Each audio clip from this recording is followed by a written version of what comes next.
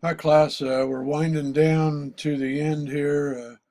I've got feedback on the motivation module, and most I think your posts for leadership have been completed. So you're doing your discussions now. The final exam will be coming on um, at the end of the weekend. So we're hitting the last week. Um, I did want to mention a couple of best practices for the motivation chapter. Let me see here. I think this one comes from Kylie on her behavioral interview question. Notice how easy it is to follow using stars. She did a nice job organizing this. And let me see. Yeah, this one comes from Jeff. And same thing. This is on his challenges. Really did a nice job organizing it well, bolding key terms from the text. So let's we'll give a shout out to Kylie and Jeff for the motivation module. I wanted to make a couple of points on some theories just to bring them into the real world. This is Herzberg's two-factor theory. And as you read, there's hygiene factors and motivators. And the criticism of his theory is that maybe it's a little too simple, but in my experience, depending upon the type of work environment, it's very effective. The hygiene factors serve as blockers, whereas they only dissatisfy. If there's multiple hygiene factors and you go in and you fix them, they're not motivated. It just levels the playing field. They're back to normal. And as a matter of fact, what people actually say is, hey, it should have been that way to start with. And so then you still have to motivate. So where I really found this useful in my consulting work is particularly in manufacturing environments where they have a tendency to have things in the environment itself that can be distractions. For example, lighting, poor lighting, temperature is always a hygiene factor if it's too hot or too cold. Equipment that doesn't work quite right. I remember in manufacturing where we had screwdrivers on assembly lines. The screwdrivers never seemed to work quite right, and they were always dissatisfiers. So people were complaining about that all the time. If you have an autocratic supervisor that wants to closely watch everybody, that's a hygiene factor.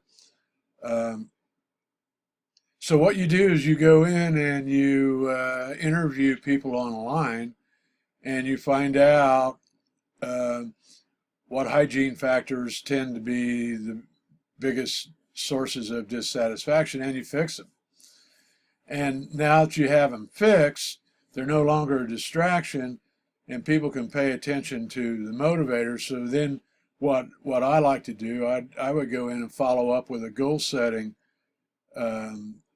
program between the supervisor and individual workers. And when we would do that, we would always see productivity increase and quality would increase as well. In other words, the need to rework would go down. So I just wanted to mention that two-factor theory by Herzberg is a pretty good theory. One other theory I just wanted to expand on is this job characteristics model. This comes from Hackman and Odom. They actually they introduced the model with a book in 1980 called Job Redesign. And this is a bit different than all the other theories because this is an extrinsic motivation theory. And it is still very powerful. And what they're actually saying here, some jobs simply are bad jobs. Doesn't matter who the person is, you put them on there, they're not going to be motivated because the job's bad. And I tell you, I've really seen a lot of jobs like that in manufacturing. A good indicator would be when leaders would point to a worker and say, well, if we could only move that worker, we'd be okay. And they do. They find a way to move that worker to a different job. So another worker comes in 2 weeks, they're saying the same thing about the new worker. It's an indicator that it's just a bad job. So I wanted to show you how you could work with this theory in an effective way. This theory can be quantified. You can use a Likert scale from 1 to 7 for each variable in the formula, and I'll show you how to do this. So that means a perfect job, in other words, your dream job, 343. The national average, the score for the national average based upon normative data, was a score of 128. And there are just many jobs exist that score below that 128. Matter of fact, I have seen lots of jobs that score single digits, and so they're terrible jobs. All right, let me show you how to do this, and you can play along with this. If need be, just play this part of the tape back. But on the first activity one, think of a job that you once performed in your life that you consider to be boring or not motivating. And that MPS stands for motivational potential score. And so, and we're following the model here. So notice we're taking skill variety, plus task identity, plus task significance. You're going to divide that by 3. So here's the way it goes. You think of this boring job. How much of your talent or your skills did it use? In other words, how demanding was this? And you might say, well, and you rate that on a scale from 1 to 7. In other words, this is subjective. Give it a number. 1, very low. I didn't have to think much at all. 7 was very demanding. Then the next one, and then write that number down. Then we're going to do a plus. The next number is task identity. How easy was it for you to identify to the end result of what you were doing? Now, if it's real easy, 7. If it's not easy, 1. Like for example, when I first started working in manufacturing, I worked a few months on a taillight assembly line, and it had no meaning to me because my task identity was 1. And by the way, you have to use numbers 1 to 7. Don't use a 0. That kills the whole thing. But anyway, after a couple of months, I learned that the taillights I was making went on Cadillacs. So that was the first time I realized I was actually contributing to the final product of a Cadillac. And so then my task identity went way up. Sometimes you go into a factory and you'll see a car that's launched up where people can stand under and look underneath the car, and you might be wondering, why are they doing that? It's to elevate task identity. That means in that factory they're making parts that go underneath that car, and they want the workers to see where they go. All right, task significance. How important is what that means. How important did you feel this job was? So when I didn't know what I was doing, it was a 1 or 2, and I found out it was Cadillac, suddenly it jumped up. Hey, this is like 5 or 6 now. This is important stuff. So you take those 3 numbers, add them up, and divide by 3, and that's the first number in the equation. Then it says times A, and notice we come over here and grab that. That's autonomy. So times autonomy. In other words, how much freedom did you have? Like on an assembly line, you have very little freedom. You're tied to the line. You can't leave it. So autonomy would be, could you go to the restroom when you wanted to? Could you make a phone call when you needed to? Could you leave your work area? So number 1, very little autonomy. You're tied to a line. 7, a lot of autonomy. And then the last one is feedback. How did you know? How well did you know if you were doing a good job? And the best feedback is automatic. You get it just from looking. And the next best feedback would be, well, somebody comes by and tells you. So was it a 1 to 7? I remember one time we put in a third shift on a leaf spring operation as consultants, and the plant was not able to afford machines that would check the torque because it was a short-term increase in schedule. So these people would come in, build these leaf springs all night long on third shift, and they would get torqued the next day on first shift. And everything went fine. Matter of fact, we had them all motivated, and they were setting production records every night. And then on the third week, they came in and we had to tell them and said, well, we torqued your leaf springs and they weren't any good. So we had to rework an entire night's work. And after that, productivity went way down because they suddenly realized they did not know if their leaf springs were any good or not. So people need feedback.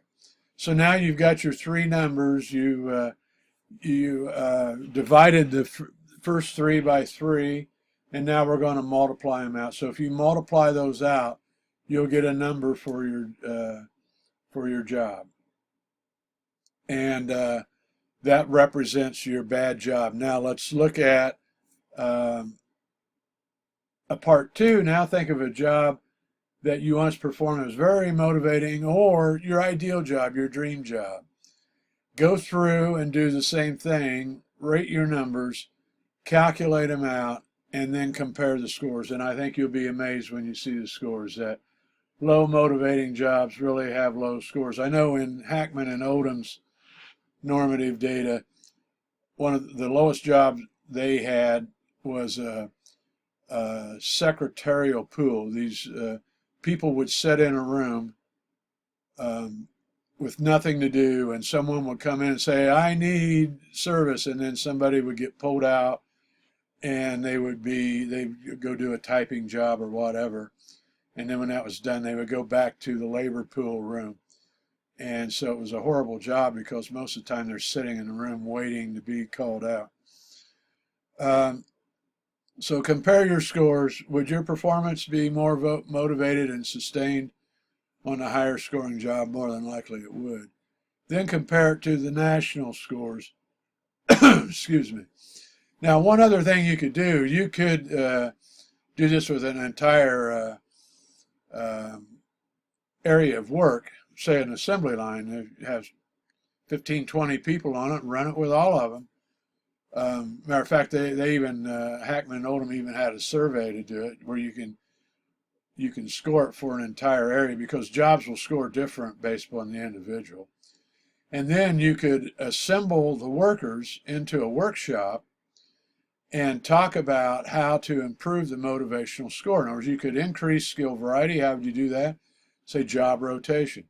You could increase task identity. How? We'll bring the product in, let people, or bring in comments from the customers. In other words, find a way for them to relate to the end product. Task significance, explain to them how important the work that they're doing is to the company. Autonomy, I know at one time we did an assembly line. We stopped the assembly line, made it a unit build where each individual would build and they would have a rate, but it gave them autonomy, and this increased their motivation. So they outperformed the assembly line. And then feedback. Feedback's low, then you got to bring feedback in where they're getting feedback on a regular basis. Because, I mean, imagine you went to a bowling alley and you threw the ball down the alley and there was a curtain in front of the pins and you heard a crash, but you couldn't tell how many pins were knocked down.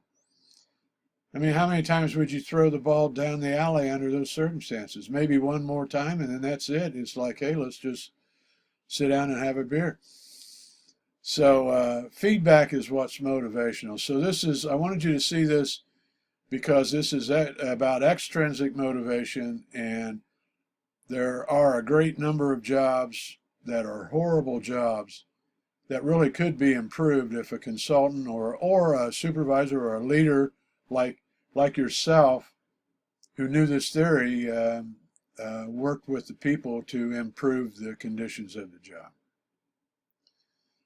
So this has been a great 8 weeks. I've really enjoyed it. I hope you have too. And I wish you all the best on the final exam, which is coming up. Thanks.